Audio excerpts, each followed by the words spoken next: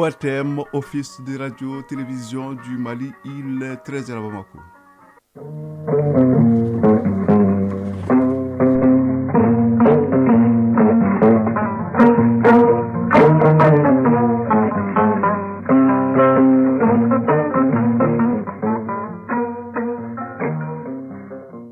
Le journal, Seydou Fomba. Bonjour. L'UNESCO offre des véhicules au ministère de la Santé d'une valeur de plus de 200 millions de francs CFA. Ces moyens roulants devraient permettre d'améliorer les conditions de travail des agents du Centre national d'immunisation et de la direction sociale et de l'économie solidaire. Sortie de la 30e promotion des élèves sous-officiers de la gendarmerie nationale du Mali, elle compte cette promotion 843 élèves sous-officiers dont 23 femmes. Dossier ce vendredi, nous parlerons du consommé local. Le consommé local qui constitue un facteur de développement, nous dira Bemba Sibi. Sport, de l'athlétisme, du basketball, du football au menu. En fin de journal, Isaac Chenou nous parlera entre autres du tournoi pré-olympique de basketball au Nigeria et du championnat ouest-africain des sourds-muets. Auditrices, auditeurs, bienvenue. Je vous l'annonçais dans les titres, l'UNICEF et ses partenaires ont remis hier des véhicules et des engins à deux roues d'une valeur de plus de 200 millions de francs CFA au ministère de la Santé, des moyens roulants qui sont destinés au Centre national d'immunisation et à la Direction nationale de la protection sociale et de l'économie solidaire. Les gestes devraient permettre d'améliorer les conditions de travail des agents des différentes structures de l'État. Awadit Kamara, reportage. Ce sont au total 120 motos et 4 véhicules 4x4 pour un montant de plus de 200 millions de francs CFA qui seront repartis entre deux structures dont le rôle est important dans la politique de santé du pays. Dr Ibrahim Diarra, directeur du Centre national d'immunisation. Nous avons recensé un certain nombre d'enfants 0-12, c'est-à-dire des enfants qui n'ont pas été complètement vaccinés, qui sont sous-vaccinés. Donc ça vient renforcer en tout cas le parc moto pour les stratégies avancées. Mohamed Bassirou Traoré, directeur national de la protection sociale et de l'économie solidaire. Nous ne pouvons que remercier l'UNICEF qui a pensé à renforcer le système de protection sociale. Donc cet appui institutionnel à l'endroit de la Direction nationale de la protection sociale et de l'économie solidaire à travers deux véhicules vont nous permettre de mieux coordonner les interventions de terrain. Cette œuvre gigantesque a été possible grâce au soutien de l'Alliance mondiale du vaccin à travers l'UNICEF et ses partenaires. Tcherno Abdoulba, chef des urgences de l'UNICEF. D'après l'analyse faite dans le cadre de l'élaboration de la nouvelle subvention de Gavi au Mali, environ 114 476 enfants n'ayant reçu aucune dose de vaccin ont été identifiés à l'échelle du pays. Et la nouvelle subvention met l'accent sur l'atteinte de ces enfants à travers plusieurs stratégies, dont l'organisation des vaccinations de rattrapage. Colonel Assamba Diallo Touré, ministre de la Santé et du Développement social. Ces engins seront destinés à la vaccination et aux activités de suivi et de monitorage des projets conjoints UNICEF, PAM, FAO, qui interviennent dans les régions de Ségou, Dioïla et Sikasso. Par ailleurs, cet accompagnement traduit l'engagement des plus hautes autorités du pays et les partenaires techniques et financiers à renforcer le système de santé et de développement social. Ces moyens roulants devront permettre la mobilité des équipes dans les différentes zones rurales avec comme cible les femmes et les enfants. Cérémonie de fin de formation de la 30e promotion des élèves sous-officiers de la gendarmerie nationale du Mali. Ils sont 843 élèves sous-officiers, dont 23 femmes à avoir suivi la formation qui vient de s'achever. Donc, la promotion porte le nom de l'adjudant-chef Boubacar Di-Bois Sanogo, tombé arme à la main lors de l'attaque du poste de Danderesso en décembre 2021. La cérémonie était présidée par le ministre de la Sécurité et de la Protection civile en présence de son collègue de la Justice, des droits de l'homme, garde des Sceaux. Reportage Mamadou Fane. Le processus de rajeunissement de la gendarmerie nationale se poursuit avec la sortie de 843 élèves sous-officiers qui achèvent ainsi leur formation. Ces élèves sous-officiers sont de la 30e promotion de l'école de la gendarmerie nationale baptisée promotion fait adjudant-chef Boubacar Dibois Sanogo. Colonel Moutian Philomène Diarra, commandant des écoles et des centres de formation de la gendarmerie nationale. Les sous-officiers ici présents viennent de boucler une phase d'un dur labeur dans l'école des sous-officiers de la gendarmerie en alternant instruction et stages pratiques dans les unités de gendarmerie. Ces sous-officiers ont bravé durant leur temps de formation des épreuves et de nombreux obstacles qui ont exigé d'eux des efforts tant physiques, intellectuels que moraux, à la hauteur des attentes que nécessite le système de sécurité nationale. Général de brigade Moussa Toumani Kone, directeur général de la gendarmerie nationale. Vous venez de boucler votre formation à l'issue de laquelle vous avez acquis des connaissances solides sur le plan technique et tactique. En retour, nous exigeons de vous une détermination, une volonté inébranlable et un sens élevé du devoir. Le porte-parole de la famille du parrain a salué les autorités qui ont bien voulu immortaliser leur fils. Général de brigade Daoud Ali Mohamedoun, ministre de la Sécurité et de la Protection civile. Le plus facile qui vient de finir et le plus difficile qui doit commencer, c'est quoi? C'est la défense opérationnelle du territoire, la lutte contre le terrorisme, la protection des personnes et de leurs biens. Et donc je leur demande beaucoup de courage, leur dire aussi de mériter de leurs prédécesseurs qui sont arrivés jusqu'au sacrifice ultime pour défendre ce pays.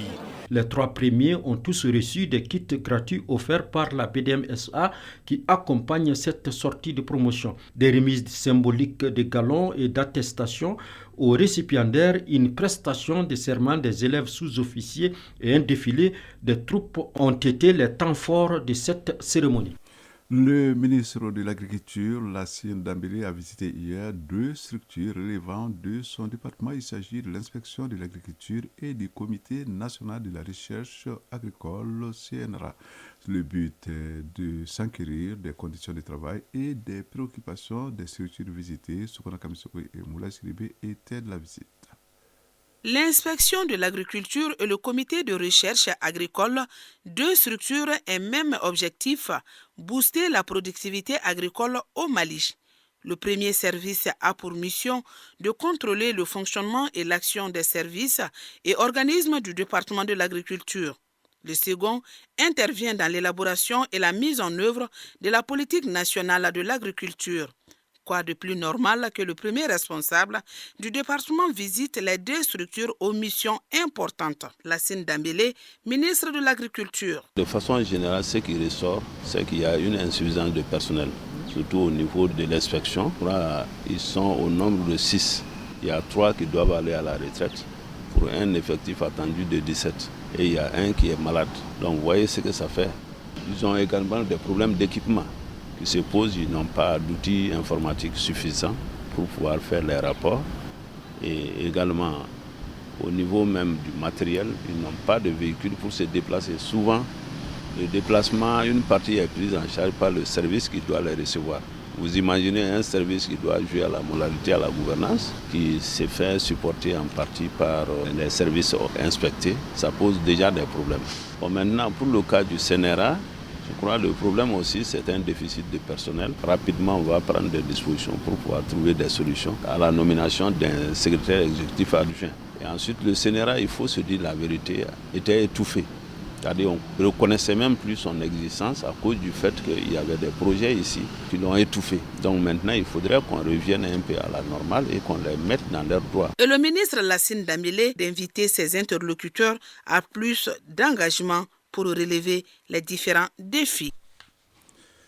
Alors, c'était là un reportage de Soukona Kamisoko. À présent, nous allons nous intéresser à l'actualité internationale. Mali Actualité, 13h passées de 9 minutes. Actualité hors du Mali, donc au Ghana, les chefs d'état-major de la CEDEAO poursuivent leur réunion de 2 jours à Accra, la capitale. C'est pour discuter de l'éventualité d'une intervention militaire au Niger. C'est la deuxième fois qu'ils se réunissent pour parler de la situation dans ces pays.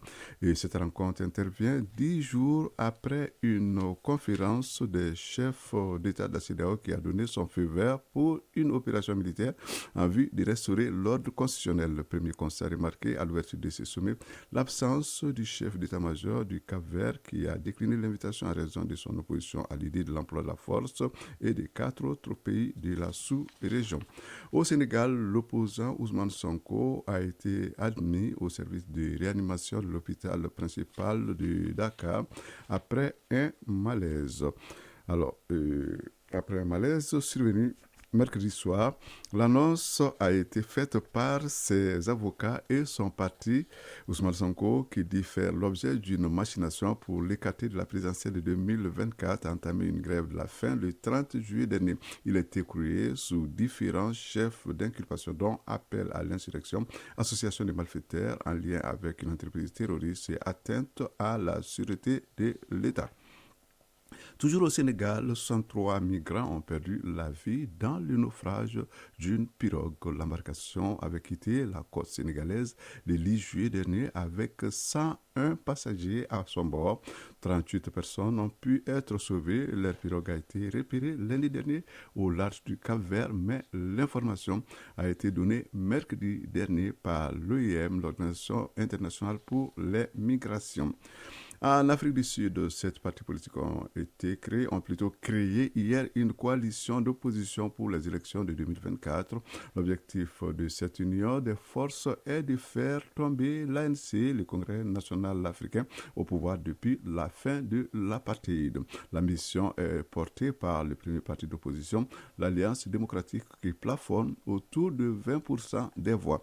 Il a donc besoin d'alliés afin de ravir la majorité à l'ANC. Après 2 jours d'échange, une charte a finalement été signée avec une clause importante pour ceux qui se rallient à cette idée lancée par l'Alliance démocratique.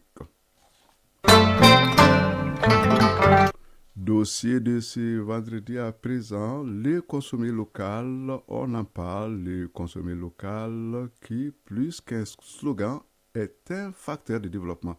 En effet, la consommation des produits transformés localement stimule la production des unités et par ricochet la production agricole. Mais voilà, les produits locaux, naturels et sans danger pour la santé peinent à s'imposer face à ceux importés. La raison fondamentale est la perception négative que les citoyens ont de la qualité de ces produits. Or, les producteurs bénéficient de l'accompagnement des laboratoires de technologies alimentaires de l'Institut d'économie rurale.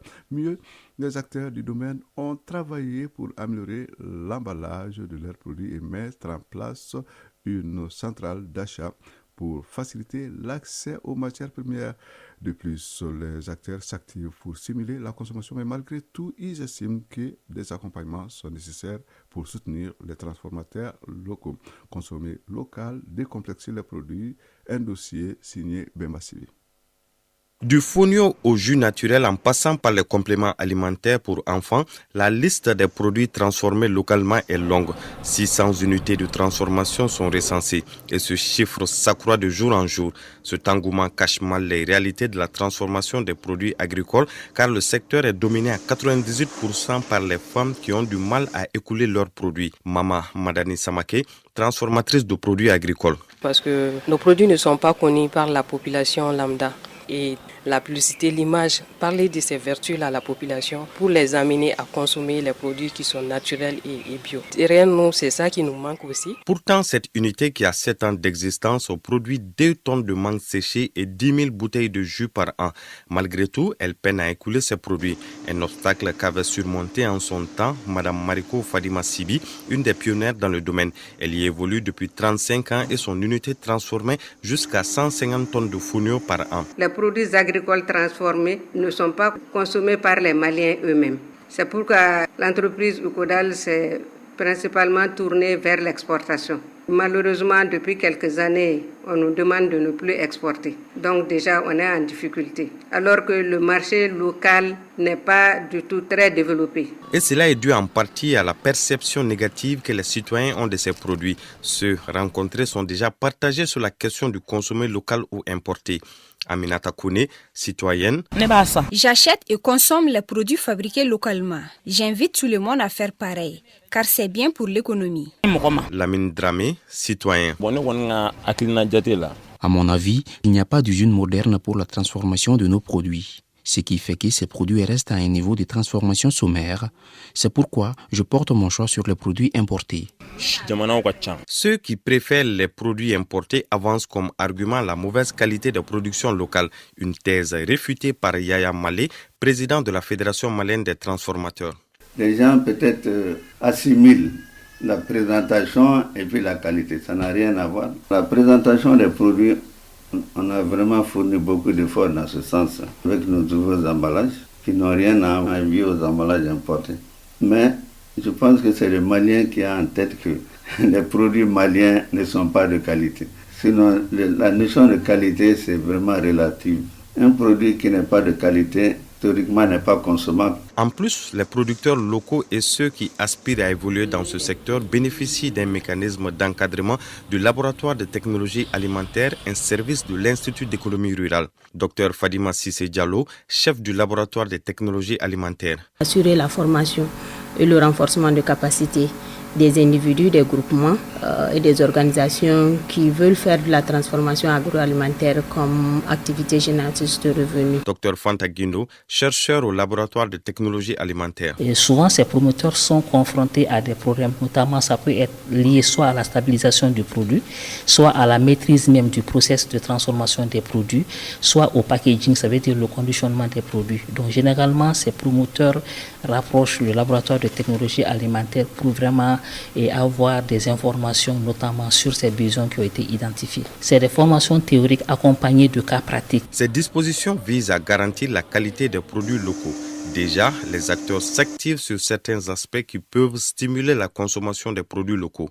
Mariko Fadima Sibi, transformatrice de produits agricoles. Il y a des grandes entreprises qui peuvent supporter quelque chose, mais si tu imposes les petites entreprises de la même manière, tu les tues.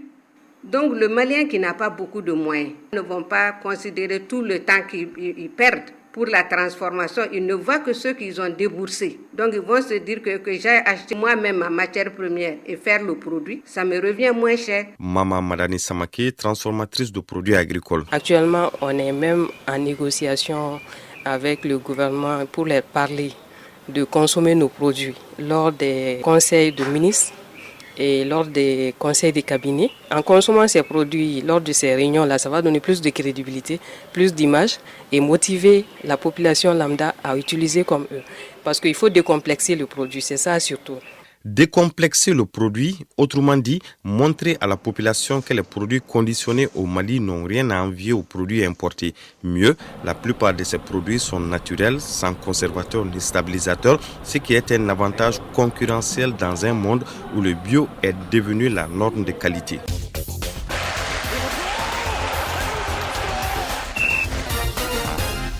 L'actualité sportive, ce vendredi, c'est entre autres l'athlétisme, puisque Sébastien Coé, seul candidat en lice, a été élu président de la Fédération internationale d'athlétisme pour un troisième et dernier mandat de 4 ans. En basketball, l'actualité, c'est le tournoi pré-olympique au Nigeria. Les Aigles basketteurs occupent désormais la deuxième place de la poule A. Hier, les Mali a été battus par le Sénégal 74-71. Il y a bien sûr du football avec la Super Coupe Assimi Goïta qui donne son coup d'envoi cet après-midi à Koulikoro. Enfin, en championnat ouest africain des sourds-miel, le Mali a battu hier la Sierra Leone par le score de 5-1. Prochaine sortie des Aigles sourds-miel le 21 août contre le Libéria. Le résumé de l'actualité sportive, c'est avec Isaac Chine. On commence par le football. Championnat ouest africain des sourds-muets. Le Mali a battu hier la Sierra Leone par le score de 5-1. Prochaine sortie des Aigles sourds, c'est pour le 21 contre le Libéria. Il reste en football pour dire que la Super Coupe Colonel Assimi Goïta donne son coup d'envoi cet après-midi à Koulikoro. Koulikoro qui abrita donc cette édition, la Supercoupe au colonel Assimi Goïta qui regroupe les régions du Mali où il y a des ligues régionales, plus une équipe de la présidence, du CNT et du gouvernement. En ouverture, la présidence sera opposée à Koulikoro. Les rencontres se joueront au Stade Diarra H. L'ouverture de cette compétition à suivre sur les antennes de la radio nationale et son réseau synchronisé. Basketball, les Aigles basketteurs occupent désormais la deuxième place du groupe A. Hier, le Mali a été battu par le Sénégal 74-71. À la mi-temps, le Mali menait 38-35. Le Mali, malgré cette défaite, jouera les demi-finales de la compétition, tout comme les Sénégalais. En demi-finale, le Mali jouera contre le Cameroun. Volleyball, les Aigles voleuses se sont inclinées à nouveau et cette fois-ci devant l'Égypte par 3-7-0. Les voleuses du Mali effectueront leur troisième sortie ce vendredi à 15h contre l'Algérie. Autre rencontre, le Burundi sera face à l'Algérie et le Cameroun, pays hôte du tournoi, se mesurera au Nigeria. Visite du directeur de développement de gymnastique au Mali. Le directeur de développement de la gymnastique, le sud-africain Seko Mogossi, est au Mali pour une visite de 3 jours. Cette visite s'inscrit dans le cadre du développement de la discipline dans notre pays. L'hôte du jour s'est rendu respectivement au département en charge des sports et au comité national olympique et sportif du Mali. Brahima Diallo a suivi pour nous. Voici son compte rendu. Le directeur du développement de la gymnastique en Afrique en visite de travail au Mali a été reçu par le ministre en charge des sports, Abdul Kassim Ibrahim Fomba.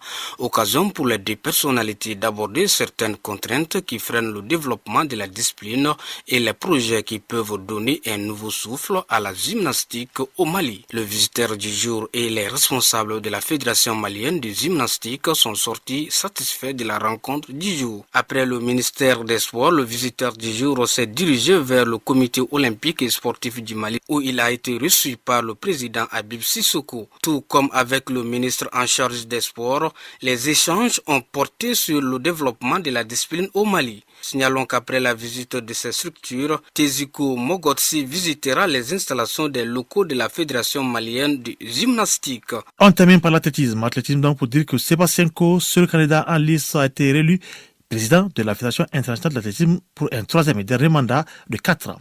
C'était hier lors du congrès de World Athletic tenu à Budapest. Sur le candidat en lice, le Britannique a été reconduit dans ses fonctions avec 192 voix et 3 abstentions. Il avait succédé au Sénégalais Lamine Diack en 2015. Prenons une nouvelle des pistes. L'unité d'intégrité d'athlétisme a indiqué ce jeudi que la suspension provisoire pour 3 manquements aux obligations de localisation de la recordman du monde du 100 mètres haies, Tobé Amoussan, était levée à la suite d'une décision d'un panel du tribunal disciplinaire. À 2 jours du début des mondiaux qui auront lieu du 19 au 27 août à Budapest. C'est tout pour ce journal qui vous a été présenté par Seydou Fomba avec la complicité technique d'Abse Traoré, mise en ligne, Sekou Traoré, coordination, Brahma Traoré, l'infatigable réalisation dossier Baba Diarra, qui a beaucoup de chance quand même avec les Traoré. Il ne s'en plaint d'ailleurs pas.